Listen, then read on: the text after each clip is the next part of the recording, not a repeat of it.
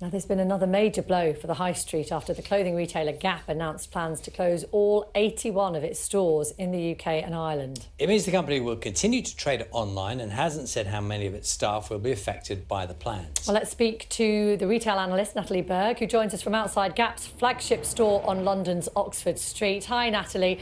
A huge name giving up on the high street, but yet another one. Did you see this one coming?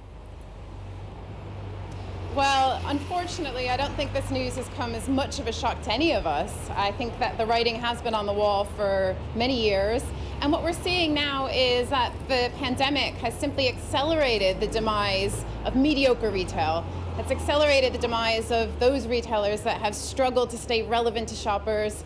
They've struggled to adapt. They've struggled to differentiate from rivals, both online and also on the high street. And the uncomfortable truth is that we simply have too many stores.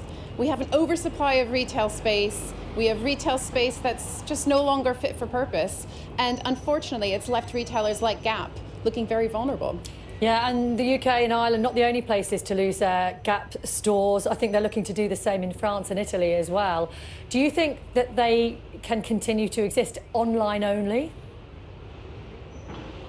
It's a really good question, and Gap's not the first retailer to ditch the high street in favor of an online-only strategy. We've also seen the likes of T.M. Lewin, Arcadia, Debenhams, all shut stores in favor of operating purely online. That comes with challenges too, though, and I think for Gap it's going to be really hard for them to stand out online. It's a very competitive market. And also there's a lot of challenges in selling goods purely online when it comes to the cost of fulfillment, the cost of shipping, acquiring new customers, and making sure that you're reaching shoppers on their terms. And even there on Oxford Street, one of the country's biggest, best-known shopping centres, we're beginning to see these empty premises, well, not opening up, shutting down effectively, more and more. So how rapidly do you think high streets can adapt to that changing retail environment and become something slightly different? What's it all going to look like in 5 years' time? Well, look, I don't think the high street is dying, but it is certainly evolving. And there has to be some serious reinvention if retailers want to continue trading on the high street.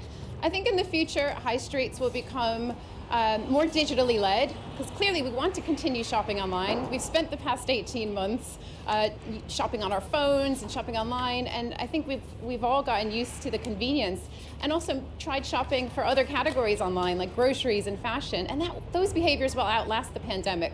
So I think that high street retailers need to give customers something more than product. It needs to move beyond product. There needs to be an experience. Here on Oxford Street, it's going to look very different in the next few months. We're going to see more pedestrianisation, more green spaces, more entertainment, and ironically, less retail.